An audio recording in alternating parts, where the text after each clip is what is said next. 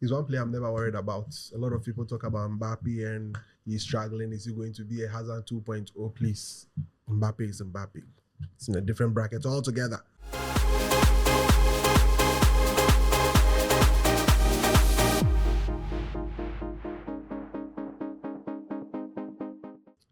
What's up, people? This is Couch Coach. Thanks very much for joining. This is our first episode. This is brought to you by DSTV.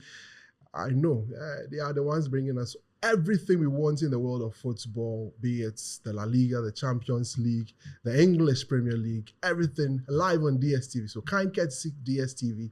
We are not on the touchline. We are sitting in the comfort of our couch and then giving all the instructions on what the players should do and what the players shouldn't be doing. Thank you very much for joining. Remember to hit the subscribe button and also hit the notification bell. Everything here on this channel. I'm joined by two very good friends of mine. When I come back, I'm going to introduce them here on Couch Coach. Please stay tuned. We'll be right back after this. 75 days since the last day of last season. We are ready to do it all again. Phil Foden is having the season of his life. Brilliant! Just brilliant! That is quite something! Watch all the Premier League, La Liga, and Serie A games on DSTV Compact for only 300 cedis a month. All right, thank you very much. Welcome back. I'm here with my two good friends, Sedinam Edmond and also Elikim. Sedinam Elikim. Sedinam. My name is Kwame, by the way. Thanks very much. Guys, great to have you on the first ever episode of Couch Coach. You are sitting in your couch. You are going to direct a lot of the player should have played this way, the player should have played. There is a very famous quote of a certain former football administrator. His name is Dr. KK Sapon, and he was asked why he keeps on criticizing coaches. He said it in Twi, and I'll translate in English. He says, "Born when him coach, to wait. If you can coach, we can also watch. So we can sit in our couch and also give our perspective on the game." So I'm here with Sedinam and Elikem. Sedinam, good to have you. It's fantastic to be here. First ever episode. I hope you're excited. I'm really excited. Great, There's so much. great. There's so much. Elikem, Yeah, you said you're a retired Chelsea fan. yeah, Chelsea. retired one. Why are you retiring? Is it because of Todd Boehly and the kind of things he's doing? It was actually before Todd Boehly took over. Oh, really? It was, yeah. What really happened? Short story. Short story, Frank Lampard. Frank Lampard. Yes. He killed your interest in Chelsea. Simple. All right. Okay, so these are the things we'll be discussing. We'll be discussing things in the English Premier League. We'll also be talking about the new format for the UEFA Champions League and other European competitions. So these are the major things. And also in the Spanish La Liga, Kylian Mbappe finally gets in his goals for the Los Blancos, that's Real Madrid. So we'll be getting into all of that right on this. But before that, let me tell you about DSTV. You can't be watching all of these games without DSTV. They are the ones that have made it possible for us to bring you Couch Coach. So remember, dial *759#, follow the prompts, and get to watch everything that you want in HD. The La Liga, the Premier League, the Italian Serie A, the Europa League, the Carabao Cup, every football, every relevant football you want to watch, it's on DSTV. Please remember to get your decoder, upgrade, and get to enjoy everything in HD on football. Guys, let's start. The UEFA Champions League, a lot of people have been making a lot of noise about it's so confusing. You know, people and their reaction to new things, and they seem a lot more confused. Why are certain teams not playing home and away and everything? Sedinam, let me get to you. What is this whole new format about? So it's quite simple. Formerly, there used to be groups. Now there are no more groups. So a lot of people are used to the group system because it's been there since 2003. Yeah. So most people got initiated to Champions League through the group stages. Now it's no longer there. Now you have a big pool. Mm-hmm. You see, the term league, that there is a league format, that's what's confusing everybody. Yeah. So take the league out. It's a big pool of teams that are going to be arranged based on the points gathered and then the goals and all other normal things we use to rank teams. So now the teams get to play 8 games also instead of the normal 6 they were playing. That has now added over 40 games to the initial games that were played in the group phases. That means more money for UEFA, more money for the teams. More money for UEFA, more money for the teams. Alikem, so what's new? Why? I've seen that there is going to be a lot of big games along after. So for those who don't understand how the draw was made, there were pots that had clubs in the various pots, and within each pot they were done according to their rankings based on their UEFA coefficient. So each team will play 2 teams each from the various pots, and that's why we are playing 8 teams.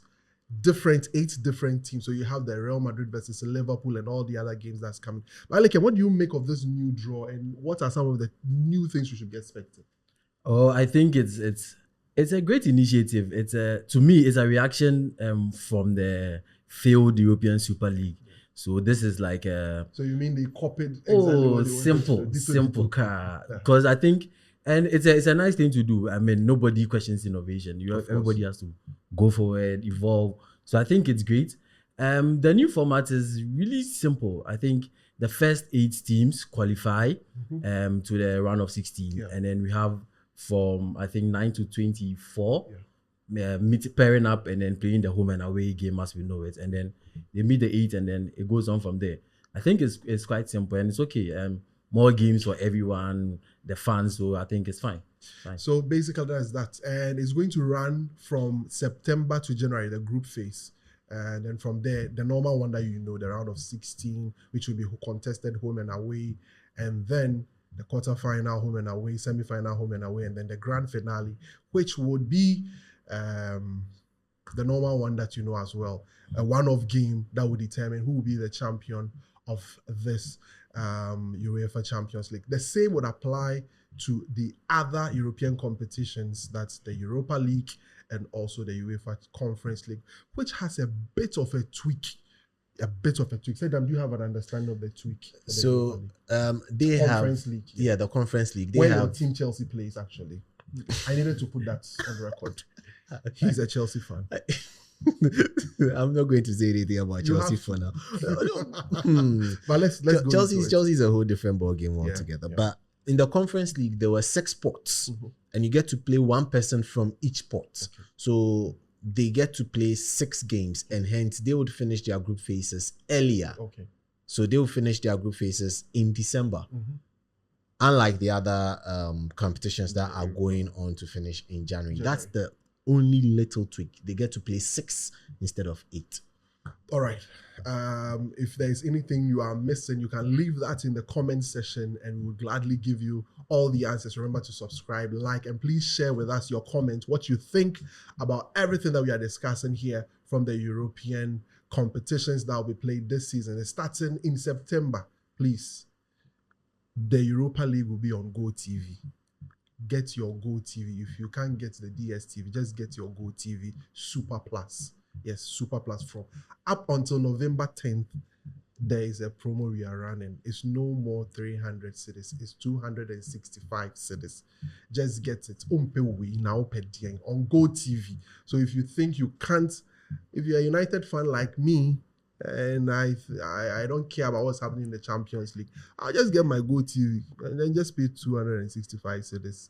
Then I'll be in. So everything that we are doing here is brought to you by DSTV and Go TV. So remember to get everything and in HD. It's very, very important. Guys, so that's it with our little explainer on the UEFA competition. So let's get straight into the European leagues. The English Premier League has been ongoing. The Spanish La Liga has also been ongoing. The Italian League has been ongoing. So, but with that, we don't have much time. So we are just going to focus on the Premier League and the Spanish La Liga and do a quick analysis of what's been happening over the last 2 weeks or the last 3 weeks of the competition. We are currently in an international break. So the players have gone back to their national team. So guys, let's start with the early camp. The Premier League has started 3 games on. Pep Guardiola is noted to have said that the league actually starts right after the international break. He says preseason is over. The first 3 games to him, he's seen this as preseason, but he's already cleared 3 teams already. But let's start with Chelsea. Now, a lot of noise about how many players the coach is training and all of that, but they seem to have started quite okay. 4 points out of 9, not too bad for a team that's had a lot of conversations about with regards to how things are going. How have you seen Chelsea so far? Well, I think it's okay. They started out well because they had some players out in the international the European games, like Palmer, who was not aware. And Palmer is a starter, right? Yeah. So he coming back and then getting into the team, into Maresca's plans. Well, I think they are doing quite okay. For the number of players they have and all that, it's backroom noise. I mean, it's the pitch, what's happening in the pitch that matters. So it's fine. They can do better with their defense, but it's fine. A lot of issues have been with the defense of the team. Sednam, your club Chelsea. So it's simple. Manage your time, because when we need you to talk about Chelsea, we can end up ending the show. No, but it's really simple. Chelsea have scored 7 goals. Yeah. Liverpool have scored 7 goals. Mm-hmm. City have scored 9 goals. Yeah. But City and Liverpool are first and second. Mm-hmm. Chelsea is languishing somewhere else. Yeah. Why? Because Chelsea has conceded more goals. Yeah. Chelsea's defense is awful. Mm-hmm. It's terrible. Mm-hmm. You can't listen. The only time that you'd watch Chelsea and you'd have an idea of what Maresca wants to do was when Chelsea was 4-2 up against Wolves. Yeah. There you could actually see them set up in a certain situation where they were able to defend the transition. Yeah. Aside that, they have been awful with defending. And if they don't check the defending, they will score the goals, match up with the Liverpools, the Cities, but still languish somewhere in mid-table. So that's it. Is this Alex Ferguson that's noted to have said that defense wins you titles, and then how do you call it? Attack win you games. So, in order to win the league, or in order to get somewhere or have a good standing in the Premier League, you need to sort out your defense. Something which has become quite difficult for Chelsea throughout the season. So we'll see how things go. But let's get to the champions, Manchester City. They've blown everyone away. 3 wins out of 3, beating Chelsea, and then beating Ipswich, and then beating West Ham United in London in the last game that they played. Erling Haaland, strong form so far. What an amazing start to the second. He's a beast. In front of goal, he's a beast.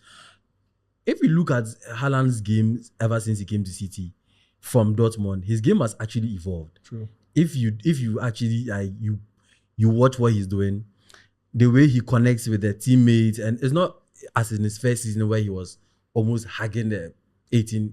He's now involved in team play. He comes, he runs. Guardiola is doing an amazing work. And Haaland, his hat-trick record is what? He has 8 now? Yeah. He's from amazing. Games, if you check from the list. He's equaled Henry. Yes. It's amazing. I think if he really wants to, he would equal Aguero's record this season. If he wants to, he would. Well, we'll see about that. But Sednam, Ilkay Gundogan has joined the team. City have lost players like Julian Alvarez and a couple of players.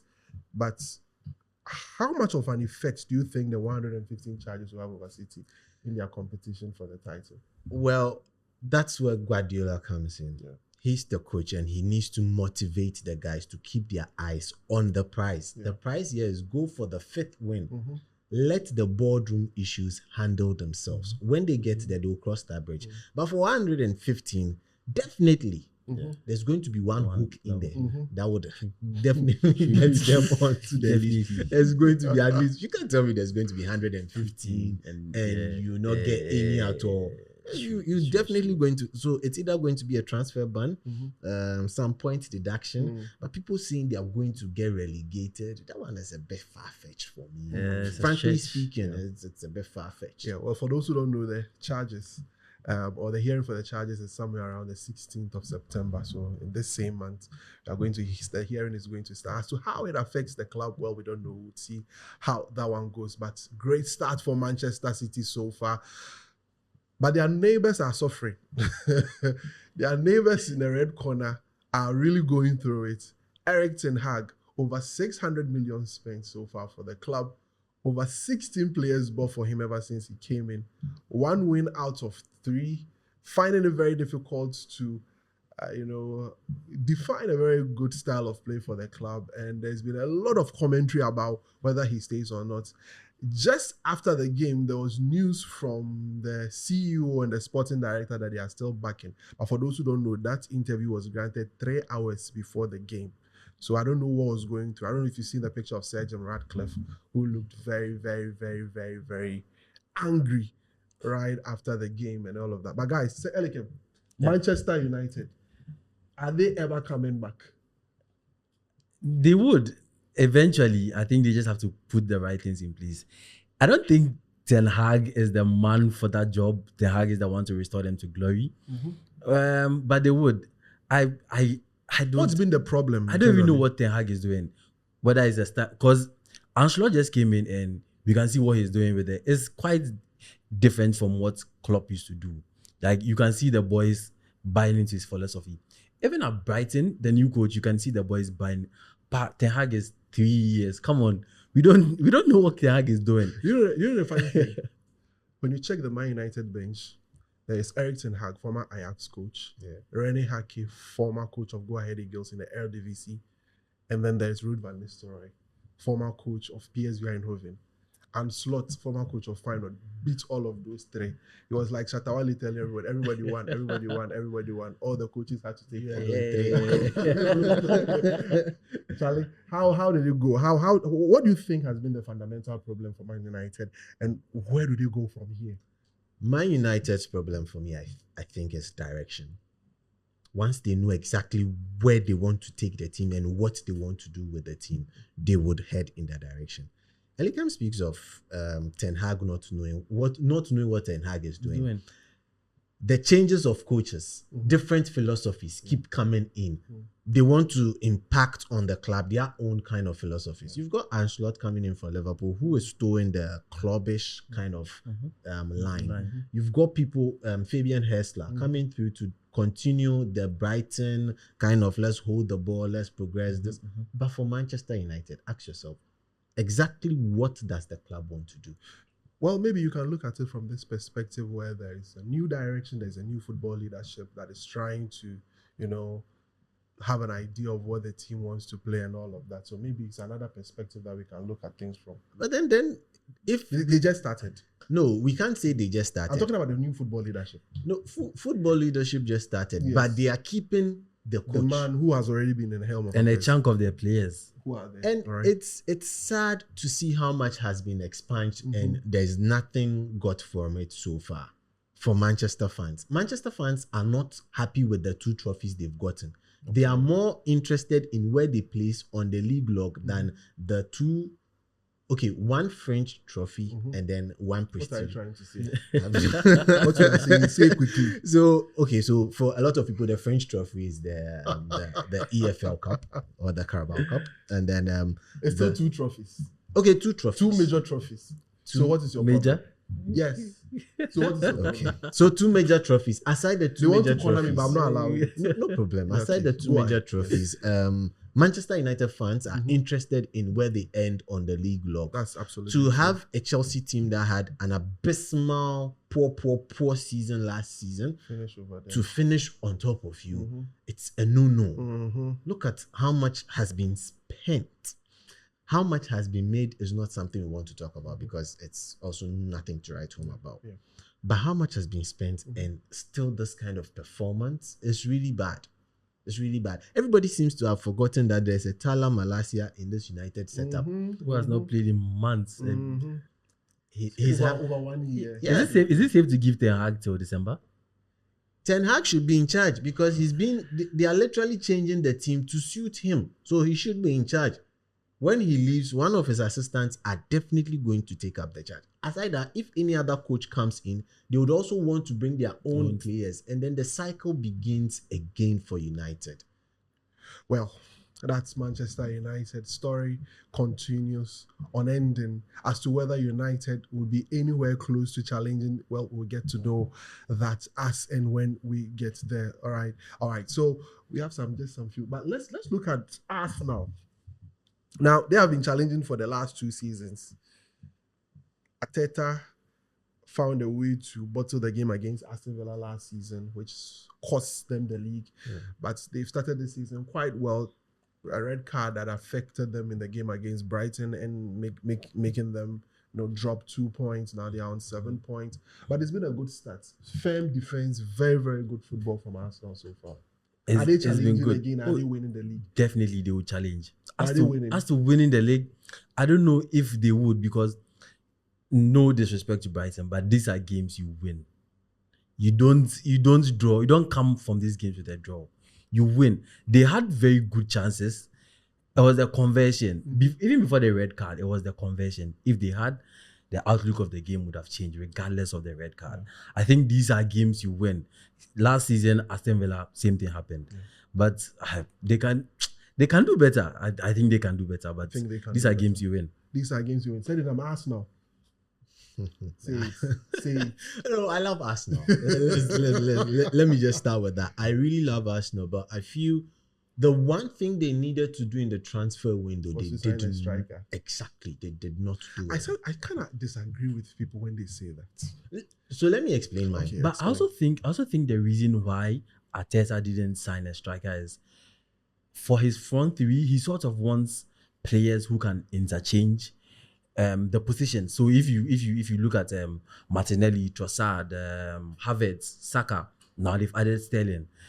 These are players who can, in between games, they'll be switching. I think he doesn't want to play with a traditional 9. Yeah. He likes the false 9. Let's come into the box, that kind of vibe. So for him not signing a striker, he probably knows what he wants. The club is backing him in that regard, and I hope he pays the faith pays off, because he's been competing for how long? I mean, almost all Pep Guardiola's disciples in quotes are showing something. Maresca, you can even have Xavi, even Hernandez, the same thing. So it's time he shows up with a major trophy other than the FA Cup. Sendam, why do they need a striker? So a lot of you have been making the argument. I want to hear you. Good. There are different profiles of strikers available on the market. Correct. They are the ones who enter the box, and aside the box, they are not effective anywhere else. He needs to know that if he wants to play, like Elikem says, if he wants to play that interchangeable front three, there are strikers on the market who could have gotten for that. You want your striker to fall deep and help with the build-up. There are strikers he could have gotten. I'll name one striker. Zexi is one person that he could have gone after, gotten, to come in there, drag defenders out of position, and have the rest run behind him. It would have worked perfectly. But that's exactly what Gabriel Jesus does, that kind of a striker. How many times is he fit? Okay, fair point. That's the problem. And you can't have a Kai Havertz do that for you. Kai Havertz can't only do that in the game for you. So for me, defensively, they've got cover. Solid. Calafiori is an excellent signing for Arsenal. But going forward, that's where it would begin to count. But I like their set pieces as well. It seems to be working. Well, so that's it on the Premier League. The guys have just given their thoughts on what to expect from these teams, and that we've done some great analysis on what they've been doing so far. So what United needs, what Arsenal needs, setting up things. I'll tell you why they don't need a striker. Or I don't think it's a big thing for them. Arsenal are not lacking goals. Arsenal are lacking some mentality that will get them over the line in specific games where it gets important for them to cross over the line. I can make mention of 2 seasons ago, the games against Brighton, against Southampton, where they dropped points. Last season against Aston Villa. It's a mentality problem that needs to be solved. If Arsenal are able to get that over the line, I think they would be able to do it, because defensively last season they were so solid and all of that. So that's it from the English Premier League. Let's do a quick one on the Spanish La Liga. Kylian Mbappe finally getting the goals. It was getting tough, and Real Madrid themselves have been struggling. I warn you, those of you who tried to write down Real Madrid, especially at the beginning of the season, desist from it. You know them. The moment they begin to gel, it becomes a problem. What's happening to Real Madrid? So it's still in that phase where Ancelotti is trying to fine-tune his front three, get them to get synchronized into the team. Once that is done, I'm scared for what would happen in the La Liga. Because right, left, center, it's going to be fire. How much of Cruz are they missing? Are they really missing Cruz? There's been a lot of talk about Cruz's absence and how much it's affecting the team in terms of having some level of control in games and all of The that. midfield. I don't think they are missing But then Cruz. why are they not winning? That's the problem. It's just like he said, it's just them coming together and then gelling. Mind you, Adagula is playing in a sort of 10 position. Yeah. When Bellingham comes back, Bellingham is going to occupy that position.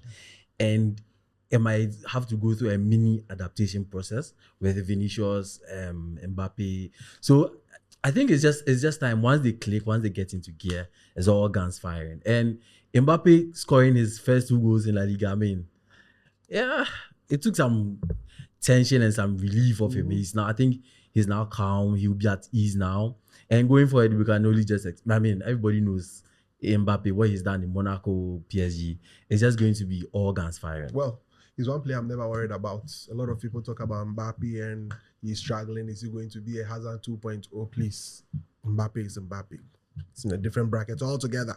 So we'll talk about that. Let's talk about Liva Rades. You know them, right? Yeah. The team that was only able to afford Daniel Olmo. Yeah. But they have started very, very well in the Spanish La Liga. How have they been so far? Well, I think they got it right with the coach. Yep. And he One of my is, favorite coaches, actually. Yeah. I really like it. I like the fact that he doesn't smile. Mm-hmm. Yeah. It puts fear in the players. Mm. So you know that you are going to go till it's 90. And that's one thing that Barcelona needed. And for me, the academy guys are stepping up. They are getting more and more into the team. That's the only way they can get back to their glory days. True. Currently, they don't have that much money. They are building a new stadium. So they've got to bring in the academy guys to perform and then help them go for it. And so far, it's been very good. La Masia coming through for Barcelona. But what's been the difference for Hansi Flick? What has he changed from the way Xavi Hernandez, set up his team and all Hansi Flick, when he took over, watching some of the preseason games and even the training sessions, I think Hansi Flick is big on physicality. Yeah, and they were really training. You can see players who were not used to training that way, and they were training with strength, the ball and all that. So I think 1 year's physicality, Hansi Flick is big on that. We saw the transformation of Goretzka. Yeah. So I think Hansi Flick is a good coach. I don't know what went wrong at Germany, but with Barca, the sky is the limit. The sky is the limit. That's been a good start for Barcelona. So that's it on the Spanish La Liga. And as you know, the transfer deadline happened last weekend. There were some interesting moves. You know, the Victor Osimhen issue. So Victor Osimhen has a problem with his club, Napoli. And as a result of that, he's decided to move on. The club has frozen him out. They don't want him. They want to move on. And as a result of that, there was a talk with Saudi Arabian clubs. A fee was agreed. He decided not to go. He decided not to go to Chelsea. And now he's ended up at Galatasaray. Now, what is going to happen is that Napoli will be paying and they will play for Galatasaray. And he's got them to renegotiate his contract to a point where his release clause has been reduced. Set it up. Yeah. Victor Osimhen, you wanted him, but you wanted to pay him something small. A whole Victor Osimhen, you want to pay him something small. Quick one. Well, so that's a whole issue on its own. But I feel if Chelsea actually wanted him, they would have gone for him, irrespective of the cap on the figure. I don't think Chelsea wanted him, because if you've seen Todd Bowley and how he operates with his team, they want a player, they get Splash the money. Yeah, but this is not. I don't think this is someone they wanted. But this is a good move for Osimhen. Galatasaray. At least he gets to play football. At least he gets to play, because he was not even registered with Napoli for the Serie A. So Lukaku has come in and everything has changed. So let's see. I hope he does well, though. I hope he does well. Jadon Sancho, Raheem Sterling moving to Arsenal, Sancho moving to Chelsea. A lot of people think Sterling is done, but he's not. Sterling is not even 30 yet, regardless of the number of years he's played. I think he will get better under Arteta. Arteta has used him at City, so I think Arteta knows him and knows how to use him. So it will really get better. Jadon Sancho, I'm struggling to see the exact position he'll play in, whether it's the left or the right. Because he says he prefers to play on the left wing. On the left. The conversation they've had with the club. On the left, it's always going to be Mudryk. It's 100 million. Come on. It's always going to be Mudryk. I don't know. But he's better than Mudryk. Let's see how Maresca uses him. Jadon Sancho. We banished him. We don't want Yeah, him. but interesting. Once Manchester United banishes a player, they go on to better things elsewhere. Really? Yeah, we've Give me seen examples. Mason Greenwood. Oh, well, we didn't banish him. You banished him. There's a circumstance behind that. Yeah, But you there's go a ahead. circumstance, but it was still banished. But no English club. I'll give would an have. example. Okay. Other people have had circumstances, but they are playing. Yeah. Typical example. Enzo, Chelsea. Mm-hmm. He's now Chelsea's captain. Okay. After all the shenanigans he pulled in the summer. So there are things that can be forgiven, but it looks like for Manchester United. So you think Sancho is going to do big things at Chelsea? Sancho will do big Just say things it. at Chelsea if he understands that he's going to uproot Madueke. Madueke is on there, right? Sancho wants to play on the I'm left. struggling to see how that is even going to work because Neto was also signed. Neto Why will would play on the Neto right. also play? So Neto and Madueke will fight for the right. Mudryk and then Sancho will fight on the left. You see, people are involving Madueke, but I think Madueke is too early in the season. With that dude, we know what he can do. We know what he will do. So that's it on the transfers that happened on deadline day. So we have no coaching license, but we are sitting on our couch and we are coaching. Isn't that beautiful? So you can also sit in your couch and then drop a comment and also drop a like. Everything being brought to you by DSTV. Please get your decoders. And also GoTV Super Plus. Please get them. You can only watch the games via these mediums. You can't watch it anywhere else. If you do, it's illegal. You know it, right?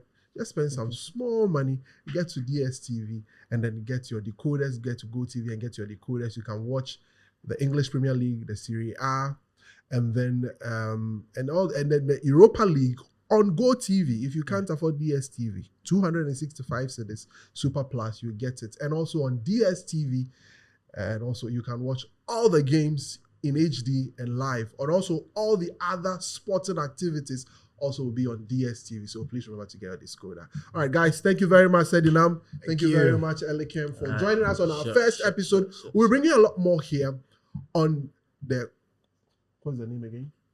Yeah, couch coach. We don't have any license, but we are coaching you. It's very important. All right, we'll see you on the next one. Have a great time. Bye-bye.